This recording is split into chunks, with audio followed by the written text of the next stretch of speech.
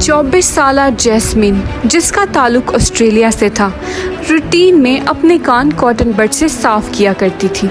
एक दिन उसने महसूस किया कि उसकी सुनने की सलाहियत आहिस्ता आहिस्ता कम होती जा रही है और इसके साथ उसको कान में दर्द भी महसूस होने लगा। जब डॉक्टर्स ने उसके कानों का मुआयना किया तो वो हैरान हो गए कि उसके कान में कॉटन बड से उतरे हुए कॉटन यानी रुई के ज़र्रात मिले, जिसकी वजह से उसकी कान की हड्डी में शदीद किस्म का इन्फेक्शन हो चुका था और इलाज के बावजूद डॉक्टर्स जैस्मीन के सुनने की सलाहियत को बहाल नहीं कर सके।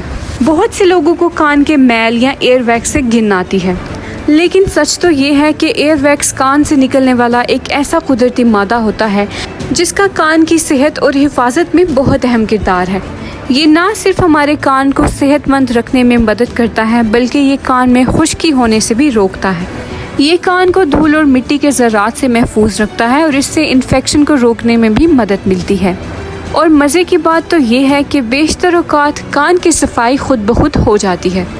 तो अगली बार जब आपका दिल बाज़ार में दस्तयाब कॉटन बड्स या रुई से कान साफ़ करने को मचले तो पहले उनकी पैकिंग पर लिखा पैगाम ज़रूर पढ़ लें। हालांकि पहली नज़र में ये ऐसी चीज़ लगती है जिससे कान को कोई नुकसान नहीं होना चाहिए। ये कंपनियां पैकिंग पर लिखकर आपको तनबीह करती हैं कि इनका इस्तेमाल कान के अंदर मौजूद नालियों को साफ़ करने में नहीं, बल्कि सिर्फ बाहरी हिस्से की सफाई के लिए होना चाहिए।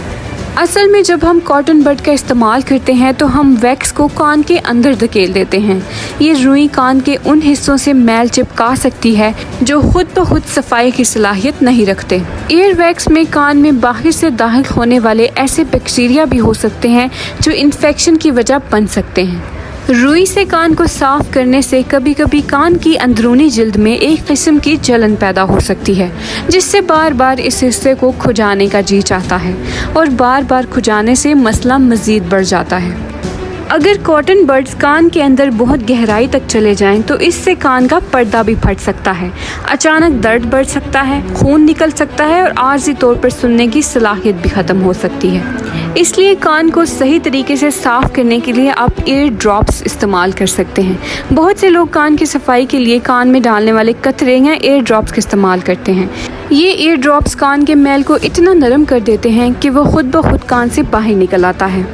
इसके अलावा अगर आप जैतून या बादाम का तेल कान के वैक्स को नरम करने के लिए इस्तेमाल करना चाहते हैं तो बेहतर है कि तेल को नीम गर्म कर लें और जब कान में डालें तो उस वक्त करवट लेकर लेट जाएं ताकि तेल को अंदर जाने का मौका मिले।